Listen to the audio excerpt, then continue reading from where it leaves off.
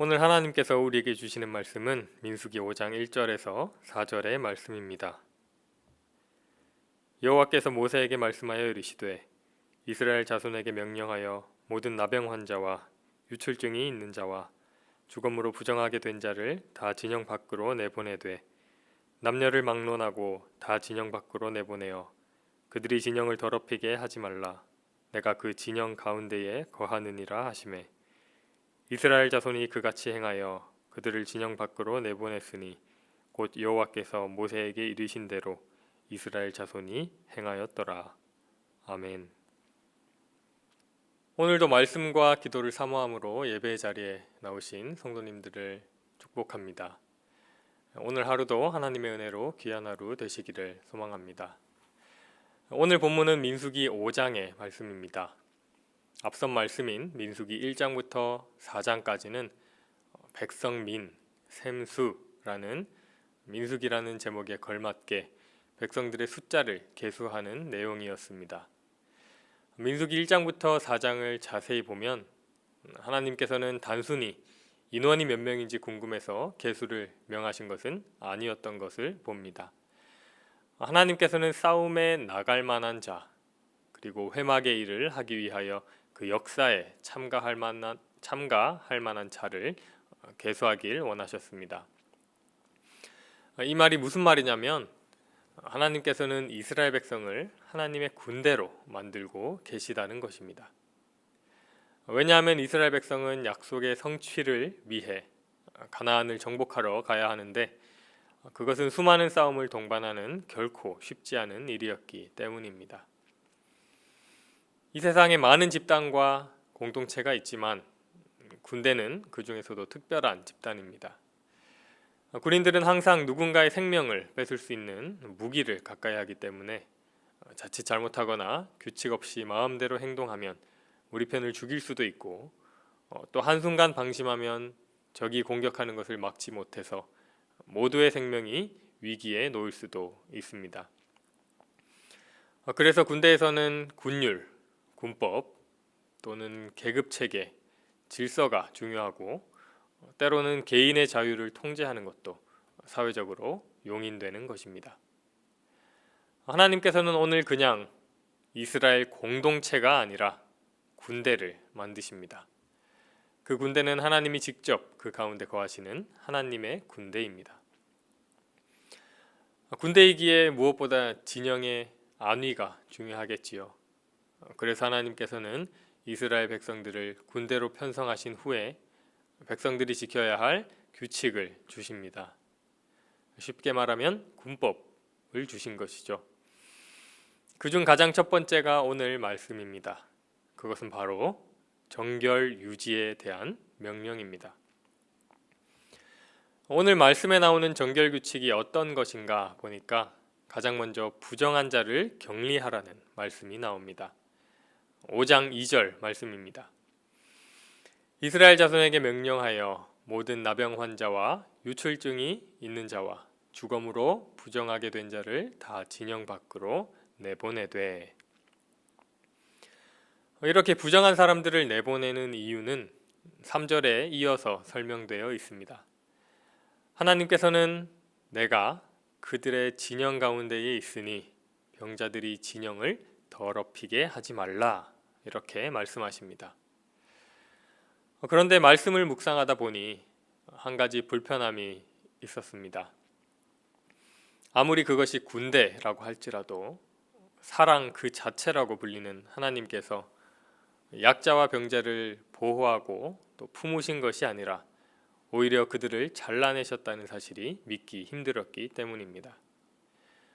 살인이나 도둑질과 같이 자신의 죄로 더럽혀진 사람들을 격리하라고 하셨다면 그 책임이 그들 자신에게 있기에 이해할 수 있지만 문둥병자, 유출증 환자, 그리고 시체 만진 사람은 본인이 원해서 그렇게 된 것이 아닐진데 격리되어야 한다는 사실이 가혹하게 느껴집니다.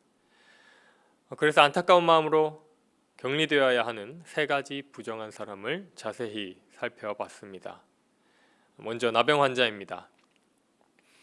이 나병이라는 단어가 한국어 성경에는 여러 곳에서 나병 하나로 사용되었지만 원어 성경에는 각기 다른 단어로 표기되어 있었습니다. 나병이라는 단어가 나오는 성경 구절마다 차루아, 메초라, 또 차라아트 등의 다양한 단어가 사용되었는데 이것은 한글 성경에서 나병이라는 단어 하나로 번역되었으나 사실은 수많은 피부 질환을 포괄하는 광범위한 단어로 사용되었다는 것입니다.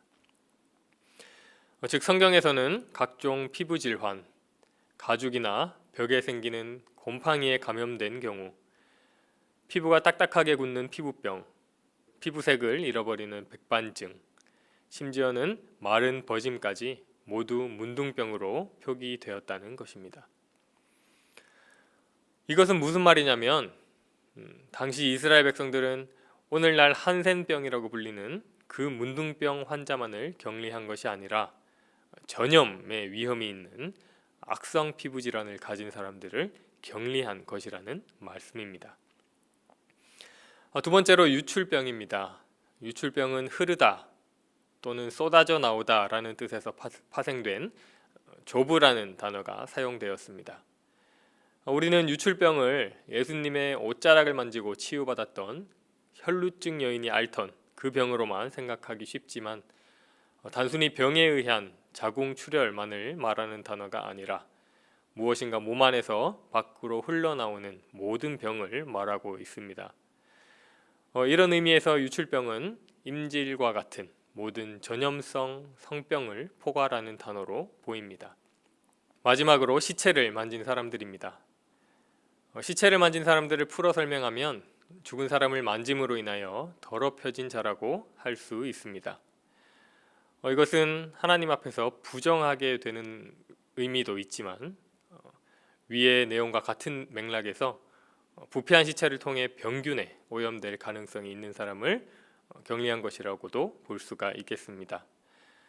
지금이야 의료기술이나 과학이 많이 발달해서 전염병에 대한 두려움이 크지 않지만 14세기만 해도 흑사병으로 유럽 전체 인구의 60% 이상인 최대 2억 명의 사람이 죽었다는 것을 생각해 볼 때 이 위생과 전염병은 아주 큰 문제였습니다. 하물며 이보다 훨씬 더 오래된 구약시대에는 말할 필요도 없을 것입니다. 물론 이렇게 나병과 유출병과 죽음을 죄의 결과인 하나님의 저주로 보며 거룩한 하나님의 진영에서 격리하는 영적인 의미도 있었을 것입니다.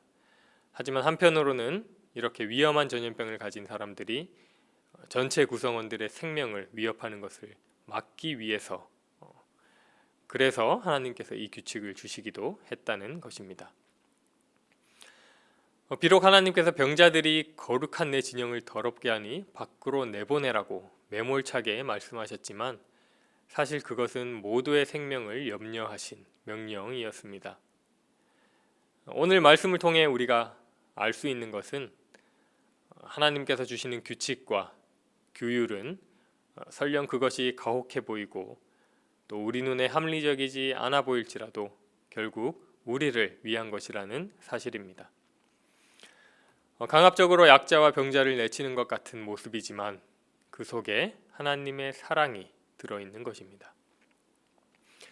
하나님의 명령은 이스라엘 백성 전체의 생명을 지키기 위한 규칙이었습니다. 마지막으로 또 하나 은혜로운 것은 병으로 격리되었던 사람들도 격리된 채로 끝나는 것이 아니라 하나님의 은혜로 치유함을 얻으면 정결법에 따른 절차를 거쳐 다시금 하나님의 진영 안으로 들어올 수 있었다는 것입니다. 사랑하는 성도 여러분, 오늘 이 모든 말씀을 거울 삼아 오늘을 바라봅니다. 하나님께서 격리하라고 말씀하신 전염병은 이제 찾아보기 힘듭니다. 하지만 우리의 영적 생명을 위협하는 전염병은 여전히 남아 있습니다. 무엇입니까? 바로 죄입니다. 하나님께서는 성경을 통해 우리에게 죄를 격리하라고 말씀하십니다. 전염병의 속성은 죄의 속성과도 밀접하게 연관되어 있습니다. 단 한 사람이라도 죄에 속하게 되면 그 주변의 사람들 또한 안전할 수 없습니다. 죄는 또 다른 죄를 부르고 결국 우리의 생명을 위협합니다. 그래서 바울은 악의 모양이라도 버리라고 말했습니다. 우리 또한 하나님을 힘입고 십자가 군병이 되어서 세상을 향해 나아가려면 가장 먼저 하나님께서 전염병을 격리시키셨듯 우리의 삶에서 죄를 격리시켜야 합니다. 그것이 어떤 모양일지라도 과감히 떨쳐낼 수 있어야 합니다. 그렇게 죄인 되었던 우리가 회개하고 영적 치유함을 받아 하나님 앞에 온전히 설 때에 정결해짐을 통해 다시 하나님의 진영으로 들어갈 수 있었던 병자들처럼 자격 없는 자에게 베풀어진 예수님의 십자가 은혜가 온전히 우리에게 임할 것을 믿습니다.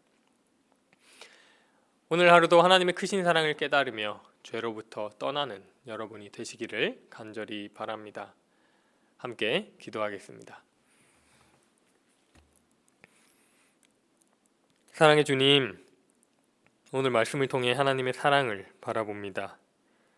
혹여 우리 인생 가운데 가혹하다 느껴지고 뜻을 알 수 없는 일이 일어난다 하더라도 모든 것이 우리를 향한 선하신 하나님의 뜻임을 깨닫는 은혜를 주시옵소서. 또한 주님, 우리의 영적 생명을 위협하는 죄를 벗어버리게 하옵소서. 죄에서 떠나 거룩한 주님의 백성으로 바로 서서 오직 하나님만을 왕으로 모시는 우리 되게 하여 주옵소서. 예수님의 이름으로 기도드립니다. 아멘. 함께 주기도문 하시겠습니다. 하늘에 계신 우리 아버지, 아버지의 이름을 거룩하게 하시며 아버지의 나라가 오게 하시며 아버지의 뜻이 하늘에서와 같이 땅에서도 이루어지게 하소서.